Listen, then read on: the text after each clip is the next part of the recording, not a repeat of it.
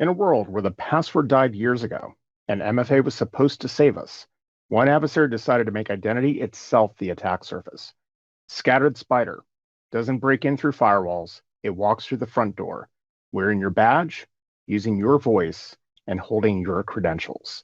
And this has really created identity as the battlefield. Scattered Spider doesn't hack infrastructure first, they hack people. Their campaigns begin with social engineering, IT, or help desk to reset those credentials, reset multi-factor authentication, and add their own attacker-owned factors and devices. In several of our investigations, responders observed the group abusing federated single sign-on sessions, generating valid tokens, impersonating legitimate users, all allowing quiet lateral movement under the guise of trusted access. And what does this lead to? Compromising the identity fabric. That's the ultimate foothold within the organization. And through manipulated service principles, connected apps, synchronization pathways, these attackers blur the boundary between authorized and malicious activity. And when that happens, responders are often forced to assume every credential, token, and trust link could be compromised, triggering a full identity reset that impacts all connected systems.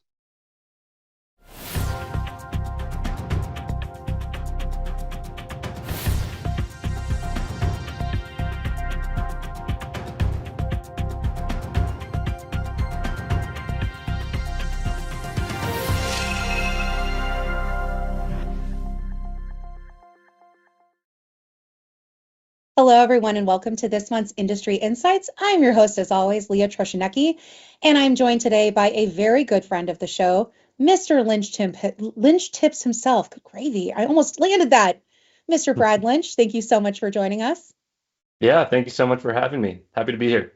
Absolutely. I am super pumped for this topic. I think I mentioned on our last show that this show is the show I have been looking forward to all year, mostly because I'm just a nerd about this kind of stuff. I think there's a lot of best practices that we talk about on this show, oftentimes that are tried and true. So for those of you who have been in the backup space for a long time, a lot of what we talk about should be not new information. It's just confirming and connecting to bigger trends and giving you talking points for you to communicate with those that might be across your IT and even cybersecurity organizations. This show's a little different. I think we're going to be on more of the bleeding edge of where we think the space is going and taking a closer look at a particular vulnerability within the data resilience space that we want everyone to be thinking about. And that is all about identity in the age of cyber threats to that identity fabric. Now, we start the show quite differently this time than we normally do. We had a cold open from the legend himself, Ray Ummerly, and he talked a bit about one organization in particular called Scattered Spider. And we're going to profile them a bit and talk about why they're a good example of how they are injecting distrust in the very core of how our cloud is connected, that identity fabric. So trust is going to be a big topic of today's conversation. And as part of that, you guys know that I love to start the show with an icebreaker, especially for those of you who might be joining around lunchtime. Maybe it's getting close to happy hour. We want you to settle in, relax, have fun. So we love to start with that icebreaker. And for me, I couldn't think of a better icebreaker than to ask you guys, who do you trust more to tell you the cold, hard truth? Your best friend, your doctor, your dog? Maybe it depends on the day. Brad, I don't know about you, but the way my dog judges me, it's just so visceral in her eyes. She's with me all day long. And so I'm just constantly thinking about the fact that Luna the tuner herself is really just keeping an eye on what I'm doing on a day-to-day basis and wondering, how did I get here? Is this really my life? And it is. It is. You are my dog. You have more of a pack in your home, though. Love the name Luna the Tuna. I wish there could be a fifth option here, and I'd probably pick Ray Umerly as the person I trust the most. Yes, that's true. If he told me the truth on anything, I would just do it. He's so well researched, and I think that experience is part of where that trust comes from. Let us know in the chat, guys, who you think you trust the most to tell you the truth. I know, I mean, I'm joking about my dog, obviously, but to me, I love that expertise. So to Brad's point, I'm looking to those doctors, those lawyers for the best advice that I can have, because especially in a world of misinformation and disinformation, I don't know where we're looking at any given point. So, yeah, I'm with you on Ray. Ray feels like a good pick. If you had to pick, though, in your day-to-day life, who might it be? Man, I hate to say dog too, but by coincidence, my dog's name is Arlo, which is also the Arlo security system. We didn't do that on Oh, purpose. it So just worked out that way. there's probably a correlation there that I don't actually want to know the truth and he can't really tell me. So Yeah. I have to go dog though. Okay, we're going dog. I want to know in the chat what you guys think. Part of what I'm doing here is inciting violence because I am a dog person. If you think your cat is more likely to tell you the truth, let me know. Cats scare me. So if you're a cat person and you think that your cat tells you the truth, let us know in the chat, or anyone else, right? Especially if it's a mentor, a good friend. We definitely want to hear from you guys how you build trust within your network of folks that you're working with, or living with on a day-to-day basis. And, part of why trust is going to be such a big topic of today's conversation is, as I said, in this age of misinformation and disinformation, it's very difficult to cut through the noise. And I know personally on my side, I am subscribed to an enormous amount of cyber news on a day-to-day basis. And one of the names that keeps popping up that I've been super interested in is Scattered Spider. And early on, when we were putting the show together, we pinged Ray and said, hey, I'm wondering if there are any kind of threat actors that uniquely go after identity as a way to wreak the maximum amount of havoc. And he said immediately the first group that comes to mind is Scattered Spider. Now, he did make a note. This organization doesn't call themselves Scattered Spider. That's a name that those of us in the ecosystem, I think CrowdStrike in particular, has put on them. And he made a good point. This is a loosely organized group compared to some other threat actor groups that we have, but they are very effective at going after a specific playbook. Now, we keep talking about Ray. For those who haven't seen the show before and are wondering who that cold open was, Ray Ummerly is the field CISO for Covert by Veeam, and he is an industry expert. He is a multi-time ransomware survivor at his various organizations, including a Fortune 500 company. He is also CISSP certified. He's been recognized and is an absolute professional in his field. And he really is that sage wisdom that so many of us go to as we're trying to learn about this space, because he has that site security arm, we have the IT arm, and together we're bringing these stories to life. Now, I had a great chat with Ray last week talking about Scattered Spider and really trying to analyze their movements a bit more when it comes to identity. And when we say identity, we're talking about Microsoft 365, Active Directory and Entra ID, how you identify a user within your infrastructure stack, your cloud stack. It's safe to say that identity becomes that connective tissue that provides context and trust throughout everything we do. And when that trust is broken, it can be incredibly harmful and detrimental, especially when you're in an active attack. So let's go ahead and roll back another clip of Ray telling us a bit more about Scattered Spider's movements. And once inside, these Scattered Spider threat actors often pivot to cloud identity systems like Entra ID. Evidence from our incident reports indicate they may elevate privileges, modify your identity policies, tamper with audit visibility, effectively redefining who the environment believes is in control. At that point, every login and MFA prompt must be treated as potentially untrusted. And once they've established this identity persistence, they exploit those collaboration platforms to blend in. Our investigations have documented attackers using legitimate accounts to access Exchange, SharePoint, OneDrive, even Teams. And this includes forwarding mail, creating OAuth apps, and quietly staging data for exfiltration. The result is an erosion of trust in shared workspaces and communications. Now, this leads to probably the most disruptive component of their attack, which is really about prolonged containment and eradication.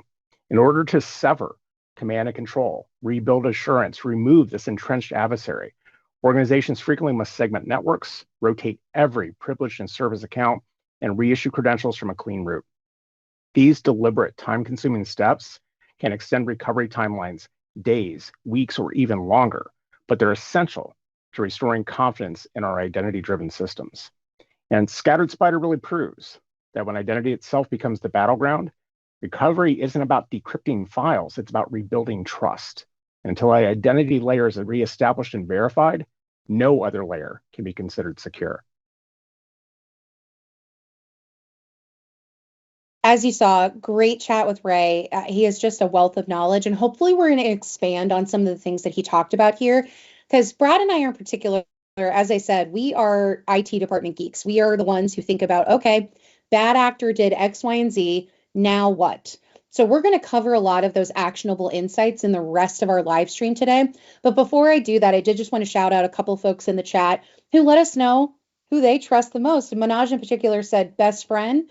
I think going back to the whole Ray of it all, he tends to be a good friend of the show for us, and he's always generous with his time.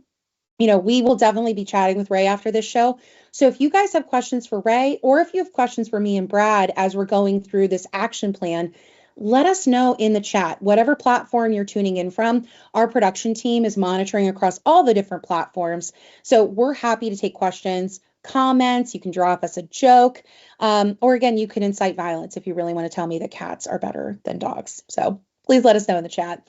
But with that, we wanted to break down a little bit specifically how Scattered Spider breaks down trust.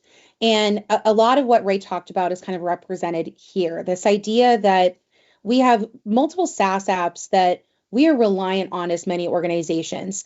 And, we're talking uniquely about the apps that Veeam protects today, but not to say that we wouldn't have other apps that are in these categories next year, for example. So I want to really think of this more as the category of what these apps is trying to accomplish. So we'll talk about identity first, right? And today we protect Entra ID, Active Directory, but think of this in terms of identity management at large. And the idea here is Scattered Spider will go in and they will drop into that help desk to reset authentication requirements. They will hijack single sign-on sessions. One of the things that scares me a lot is that they will mint valid tokens, right? If they're able to infiltrate Active Directory, they were able to authenticate their own movements. So you kind of have to throw the whole playbook out the window when they're able to infiltrate that kind of environment. So ultimately, that big takeaway there is the directory stops being a source of truth, right? You can't trust whoever is signing on or what device is signing on. Even if it's one of those temporary privileges, you have to break that whole trust chain and roll back to the last clean moment. And Brad and I are going to talk a bit more about how you accomplish that. Before we get there, though, it's not just one isolated app, because so much of the cloud, especially when it comes to SaaS, is interconnected.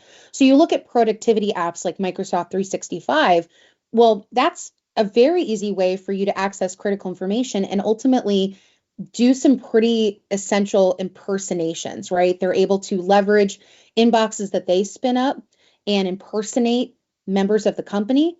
They can quietly steal or alter content. And ultimately, that really undermines that confidence. So when you're thinking about how you collaborate and problem solve within an organization, what that communication plan looks like, if the data inside it can't be trusted to tell the truth, again, it creates a lot of chaos in the aftermath during that containment and eradication set of motions. Brad, anything you want to add here when it comes to how important trusting what you're seeing on identity and productivity can be for an organization?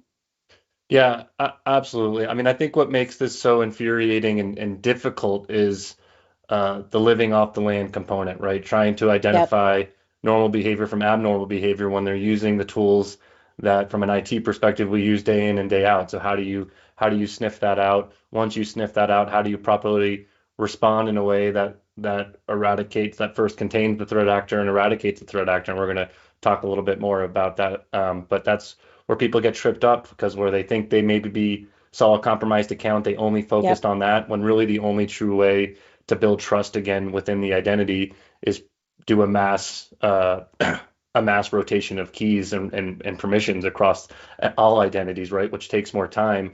But if you don't have a proper foundation when you start this isolated recovery off, and you start restoring data, you're just going to be back to square one in the end if something ultimately goes wrong. So I think that's the difficult part, is the social engineering aspect. And me personally, I've been a little vulnerable here. I've been socially engineered. About a year ago, I got my mom's SIM card got stolen, eSIM card got Ugh, stolen, and I get a phone call on my phone that says she's in my phone as Mama Lynch, and I answer it, and literally, it was this guy, obviously a bad guy, pretending that he had my mom hostage and all this stuff. Had a lady screaming in the background. Like, it was a little traumatizing, to be honest.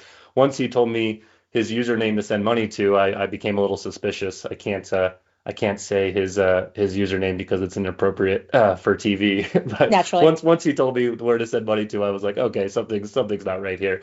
But it just shows, even somebody like myself, who I'm not saying I'm a Ray Umerly by any means, but somebody who lives and breathes this every day, it caught me off guard, and it just Yeah. shows that it can happen to anybody. I think at Veeam especially, we're having a lot of conversations lately about social engineering. We actually had an internal doxing webinar that our own CISO organization put on, just to educate everyone on what it really looks like for us to be out in the world as Veeamers representing the company, and how easy it is to have someone social engineer and find out so much information about you. I was actually the lucky winner to get doxed, which was a thrill. Everyone else was absolutely terrified to get picked. I'm like, no, please pick me, because I have such a bizarre last name that it is very easy to find things about me. And I've taken a lot of steps, and they actually complimented me on all of the data privacy things I do. But I am still a very public figure out there, especially for Veeam. And they were able to use like Veeam tweets, pictures of me, to work backwards. And they figured out like where I grew up in my hometown. They knew my Wow. dog's name. They knew everything. And again, they complimented me on how rigorous I am with my privacy posture. So imagine that in your personal life, and then you apply that to a high level permission of someone who has access to a lot of systems within an IT or cybersecurity organization.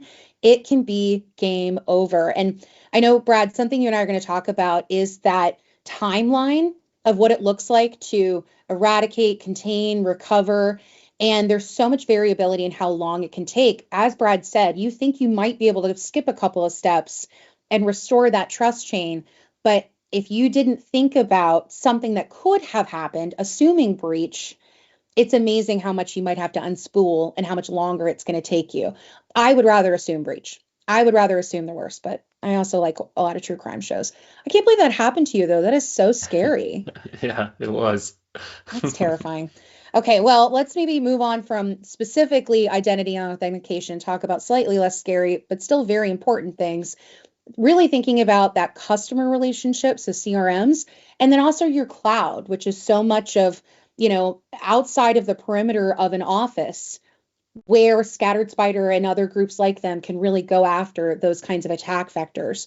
So when it comes to CRM, you may not think cybersecurity is really a big part of that, but we're actually finding that these kinds of groups are going after CRM data because it can be that gold pot. It may not be that initial infiltration point, but if they are able to get access to something like Salesforce, they can break that trust chain by getting in there and creating new apps, new OAuths. They're able to siphon off data, create connectors that can delete customer data. So again, when you think about the fidelity of that data, if the relationship that you have with your customer is something that you can't trust the data you're looking at, imagine the business impact. I mean, truly, it's the revenue systems that keep us all employed, keep us all getting to do these fun things. And I can't even imagine how bad it would be. And we've certainly seen some news stories about what it looks like for a CRM database to be attacked. And on the cloud side too. I mean, it feels like every day we're having some sort of cloud outage story, but underneath of the cloud are all of these sets of permissions. And there are a lot of best practices that Brad and I are going to talk about today of how you can build zero trust into the core architecture of what you're doing in the cloud. But again, when you think about it from an identity perspective, all of those different groups and systems have their own set of identities and service principles. And if you're able to get in, you can see the TTP analysis of groups like Scattered Spider are able to move laterally very quickly and very scarily. Their dwell time is significantly down compared to historical averages. And that's because ultimately, if they're able to hit that tiny sweet spot of vulnerability, like the Death Star, finding that one tiny hole in the plan, it is amazing the kind of havoc that you can wreak. And again, when that cloud control plane is compromised, you cannot assume that that environment is clean, and you have a lot of rebuilding to do. So, Brad, do you have anything to add here? Please Yeah, don't just tell real me any quick. personal stories again. That's Yeah, don't scary. no more personal stories. That one was a little traumatizing for us all. But I think the thing I'd add here, especially with Scattered Spider, as Ray did a great job going through, is most of these attacks are completely malware free. So when you're talking about these exfiltration only events for the most part, that's where understanding your data is so critical. And totally get that's easier said than done when we're talking about petabytes and petabytes of data for large organizations.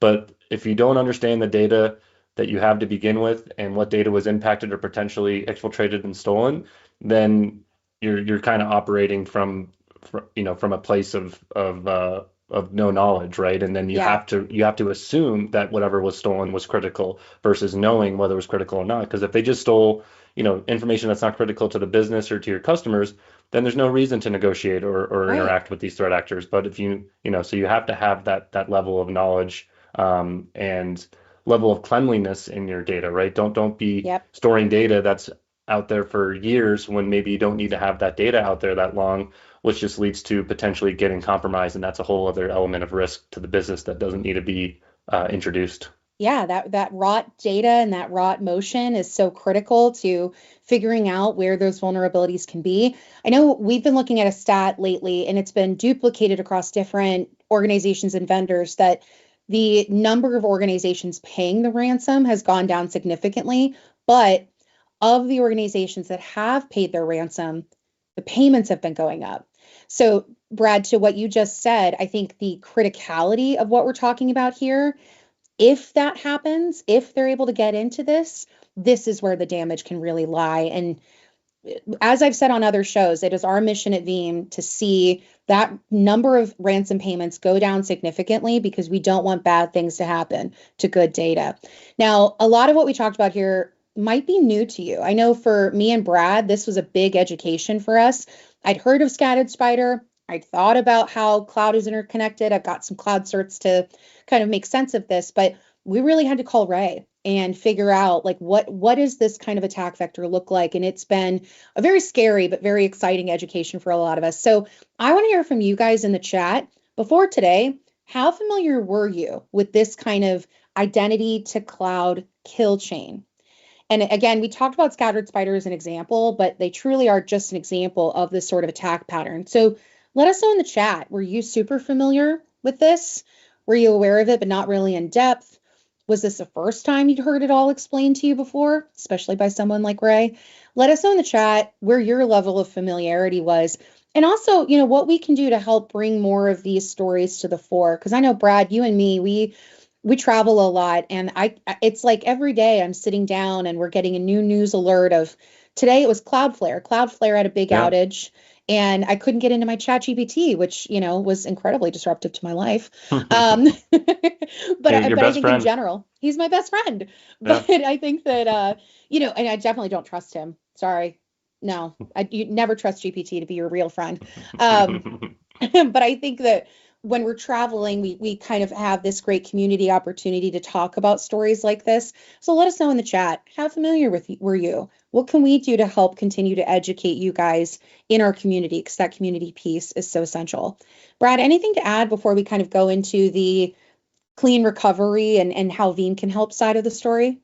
No, I think you wrapped it up great. I would say personally though, like I'm probably was in the aware of it, but not in the depth of that I should have been. We did, to your Yeah. point, done a lot of research lately at educating ourselves and working with Ray, and knew the social engineering pieces, knew the data exfiltration pieces, but Yep. really understanding the path that they take was enlightening to me.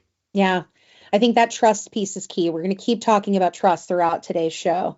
Manoj, thank you so much for letting us know. It's the first time you're hearing about it. And again, I don't think you're alone on that side of things. So let's kind of break it down why this can become so difficult. One of the first things Brad and I wanted to cover is, what it means to talk about identity. Because it isn't just Entra ID. It's also thinking about the way you use identity to interact with these different applications and systems. So obviously we all know what identity and access management is, right? It controls who gets in, what can they touch. And again, these actors can create these admin roles, or they can even alter roles, impersonate roles, and that deteriorates the confidence and the trust of those pieces. Another thing that we're seeing them do is altering conditional access. So, attackers can weaken or even bypass these policies to make their sessions allowed in the event that they are able to get in and tamper with a lot of these critical systems. And that's what makes the lateral movement so challenging. We used to talk about them laying in wait and figuring out ways to create maximum damage, but the quickness of movement has rapidly increased with our TTP analysis. And I think that a lot of it comes from this identity and access management piece. They're getting smart, they're getting good, they're getting scary. Another big piece of this is secure authentication, right? So we talk about MFA a lot. There are, of course, other factors to MFA, but if you don't have it implemented in all of these different places, they will find these vulnerabilities and they can easily add their own devices. It's not all just going to be fingerprint, voice, face, the things that you have on your body. A lot of the times we have those more lax controls. So it can be really difficult to gain this containment. And this last piece, single sign-on, again, that's what can control access to everything. So if they're able to get some of those valid SSO tokens in there, it can be a game changer to get into so many of your systems, not just the ones that we've talked about. So Brad, I know you in the field have talked a lot about this idea of the kill chain. And this is specifically highlighting parts of the kill chain that make it 10 times harder to navigate and end. Talk to us a little bit about how you approach this in the field with customers. Or to your point, the old adage is we have to be right, 100% of the time. The threat actor just has to be right once, but that's not quite the case as the kill chain illustrates. Really, the threat actor has to get kind of right and borderline lucky in multiple cases to get to the point where they've successfully exfiltrated or encrypted data. And to this point on the details you just went through, which are great. Yes, these are things that they can tamper with. But even before that, having them enabled, actually having all your users have MFA, which is so basic, but there's still a decent percentage of users that don't have even MFA enabled. And conditional access policies are difficult because it's not a free feature, so you actually have to have a certain license version to have conditional access.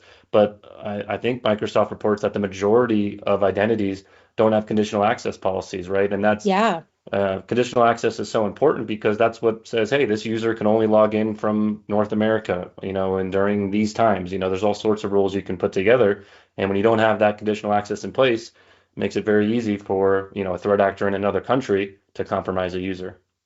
Yeah, I think that posture is really challenging for a lot of organizations. And we've talked about this on the show before, but if you haven't had a chance to read Microsoft's Digital Defender report, highly recommend because they expose a lot of what they're seeing based on their telemetry data.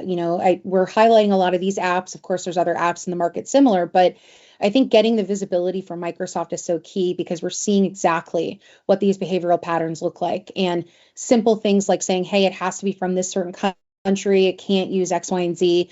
It can be the thing that makes or breaks whether or not this kill chain is effective or not. A lot of what we've peppered in there, Brad, is things that you can do better or be more aware of. So why don't you talk to us a bit about kind of these actionable priorities to think about when you're looking at identity uniquely?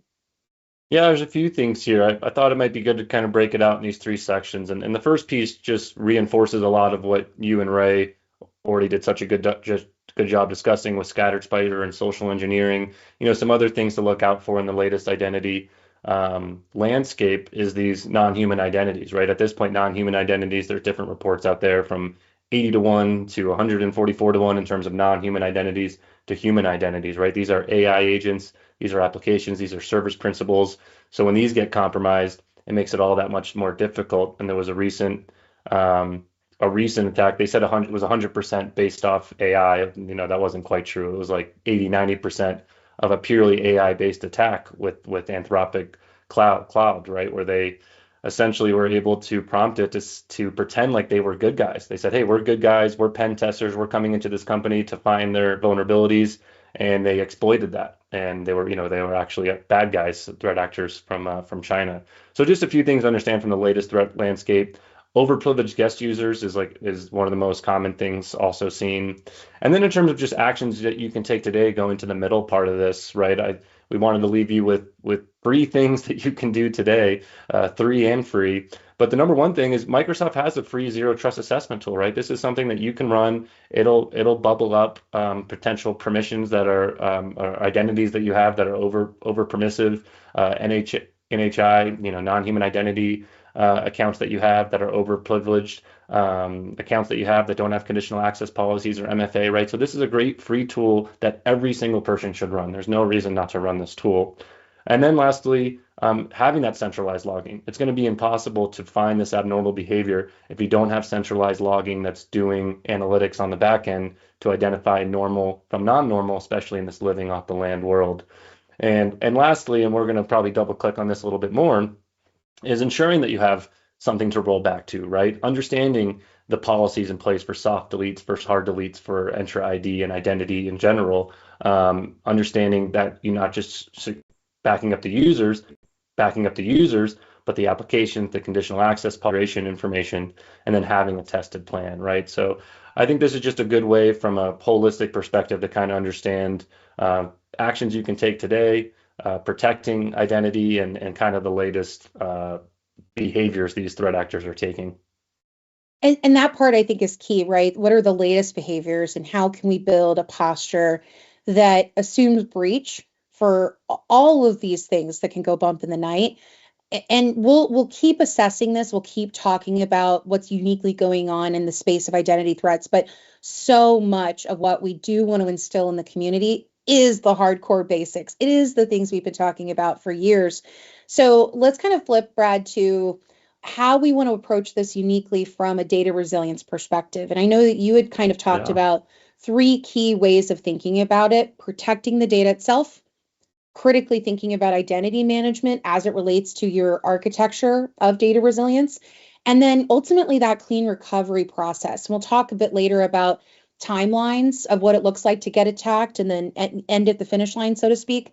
And there's a lot that goes in between there, but especially when it comes to identity threats, I think we have to think differently about this data resilience approach and what those best practices are, and maybe even how important some of those are. So can you walk us through a little bit some of the challenges that you think these organizations are going to face? For sure. It's understanding the differences and complexities just from a traditional disaster recovery to a cyber recovery to one's identity is compromised, right? And how all those have different nuances.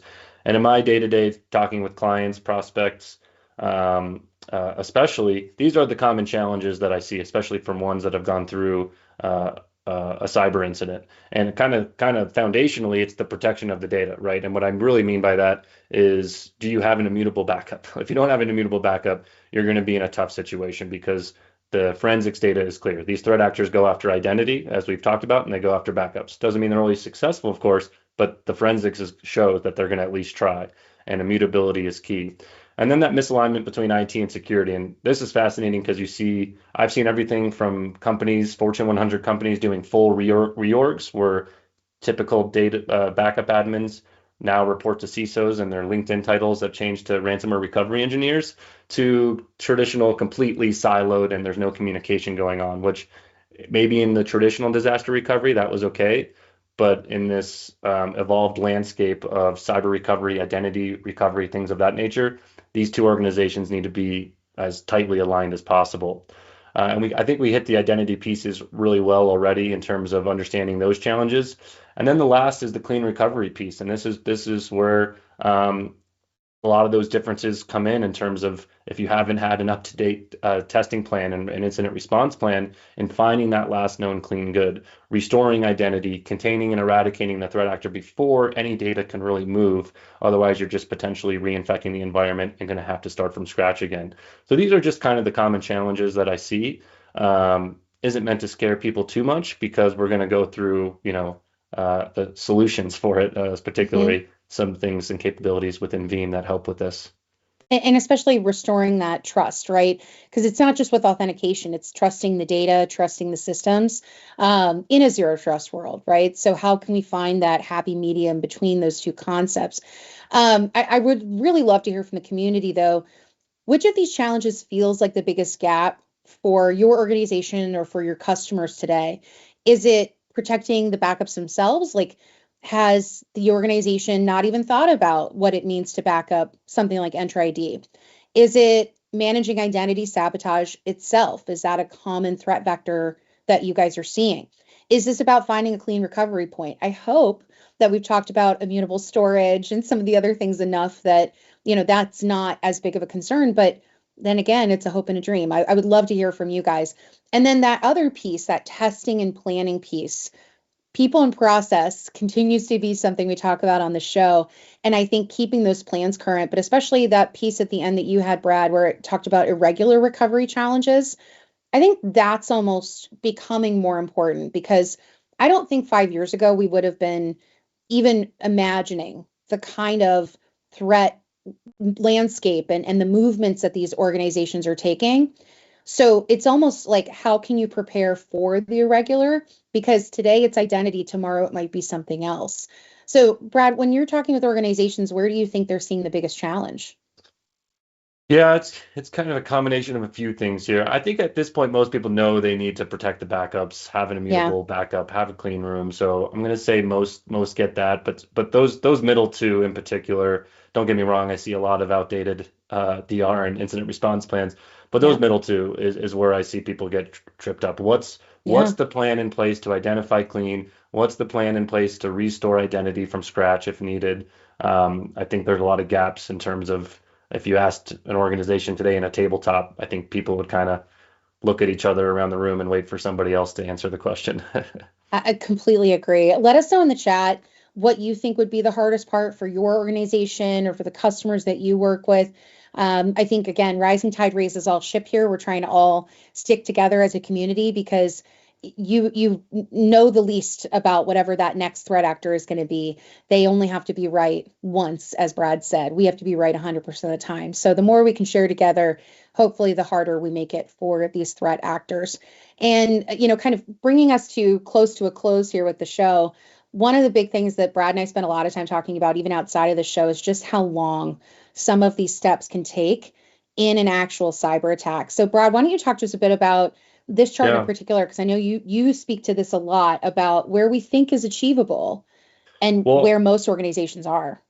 yeah, I think this does a great job really summarizing the challenges that organizations face. I think in your typical incident response and disaster recovery plans that you have that maybe are outdated and you need to wipe the dust off them, they probably jump straight to recovery, right? They were designed for natural disaster power outages. And as difficult as those are, you have the benefit of skipping these other three steps that are sequential Yeah, steps, not parallel steps, by the way. And these plans need to factor in all these other challenges that are of the modern threat landscape, right? Going back to properly detecting the event. Step one's detecting the event. Step two is actually detecting a proper clean restore point. And then a lot of what we talked about with identity has to do with containment and eradication. They've gotten very sophisticated in cleaning up after themselves, right? Evading right. detections, deleting forensics, creating backdoors into accounts, right? They learn what your identity naming structure is. At a basic example, if your naming structure is user one, user two, user three, they'll add an identity name user four, right? So it makes it Hmm. harder for it to find, and then they'll try to clean up after themselves and delete the event logs and things of that nature. So the point is that all of these have levels of complexities and difficulties with them. An orange is probably where the industry is today. We think what's achievable and a lot of the capabilities and solution sets that we have, moving to that green area is achievable with a proper plan in place and with the proper people processing technology in place. And especially across the ecosystem, because I know one show that we had months ago was all about our security ecosystem, and I'm sure we'll do another show on that next year. We were having a debate this week with some colleagues about how important SPOG is. Apparently, is this new acronym I have to learn? Single pane of glass. everyone's favorite acronym, or I'm sorry, everyone's favorite marketing term. But I really question how important that is, because everyone has their own pane of glass they want to look at. When you're looking at things like timelines, they can't be thinking about where is my single source of truth across a million different applications. So the fact that we have spent a lot of time integrating with the Palo Altos and the Splunks of the world and making sure that we're enabling the team to all work together on the same set of information, I think is a really big game changer for these kinds of timelines, as is one of those key things that Brad has said a couple times now. What is your last known clean state? Because bringing it back to the criticality of these workloads, I think when we think about how possible it is for a threat actor to come in and alter customer data, or to, be sending emails, or even to be tampering with the directory itself within something like Active Directory, it is catastrophic for some of these organizations. So the first order of business, Brad, I think, is really to make sure that you do have an immutable copy that is clean, and that it is resilient from bad actors trying to get after it, because we do know from so much of our research that going after backups is almost 100% of the time in these kinds of cyber attacks. So talk to us a bit about some of these resiliency domains and how we can make sure that there is a clean copy of data. Totally, yeah. Kind of referring back to those top challenges that we see, right? This is the solution for that first one of protecting data, right? The idea here is that we call it resiliency domains. If a threat actor gets access to any one of these resiliency domains, you shouldn't have to worry. You shouldn't be staying up at night. You should know and feel confident that if any one of these domains is compromised, you still have a copy of data that you can recover from, right? If they get into the Veeam management layer, well, A, that should be very difficult for a multitude of reasons with MFA and SSH disabled, et cetera. But B, there's really nothing that they could do to cause critical damage.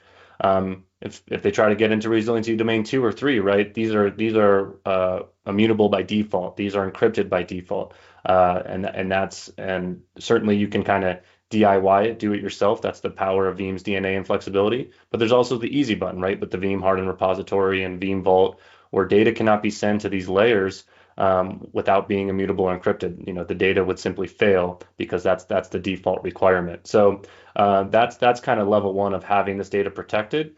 And then that leads into the identity pieces that we're going to touch on in just a second. And then lastly, that Veeam Vault piece leads into the clean room, right? Helping you identify clean with tools like Veeam Threat Hunter and YARA rules, and using threat hunting intelligence to make sure that you're restoring clean data. And I think especially for some of these unique apps too, right? It's that ability to do some comparative. And so I think especially the more that I've spent time learning about Entra ID and Active Directory, especially, and how critical it is to know where these permissions are coming from. Sometimes it's going to come to figuring out what is the last known clean state, because you have a clean copy of your data, but at what point in time did that trust chain break? So, Brad, why don't you talk a bit about like change control, especially as part of this whole plan? Yeah, totally. This is I think sometimes we forget this is kind of core to Veeam roots. Maybe it's the name of the company, and we think what's core to Veeam is VM backup. As we all know, we're so much more than that. Pretty much, you have a workload at this point, we protect it. But Active Directory has been at the roots of Veeam since the very beginning, and that only translates to Entra ID as well. And so a feature we've had forever, and maybe we just, I call it oldies but goodies. Certain features we didn't talk about enough that have come back to life, like a good 70s or 80s song, is that change control process, right? The ability to compare with production. And this is critical to that restoring of identity, the ability to understand, okay, when everything was working, whatever it was, yesterday, 2 days ago, 3 days ago, what changed, right? And the ability to compare the backup to the production of environment today and say, okay, these are the users that changed, these are conditional access policies that were modified, these are the application service principles, et cetera. Anything that changed during that kill chain, during that series of potential compromise, and being able to roll back to that last known state, or just restore the deltas that are needed to bring you back to that last known good state, is really critical. So this is a very practical, helpful features that I see customers use, day in, day out. Yeah, and I think part of why that's such an oldie but a goodie is we used to talk a lot about app aware backup, right? Oftentimes if you aren't like an OG in the backup space, like Brad and I are. Back in the day, we used to say agents are a bad word. It's a 4-letter word because they weren't always aware of what was being backed up underneath. And now you see a lot of that coming back to life, how important it is to have the context of what you are backing up so that you can dig into that data and do unique things with it that make sense for that given workload. And that kind of brings me to something that is going to be coming soon. And I recommend that you guys keep up to date with Veeam News. We're going to talk at the end about our global launch event, which is tomorrow, and you're going to learn more about a lot of new and exciting features coming from the Veeam team. One in particular is all about threat detection.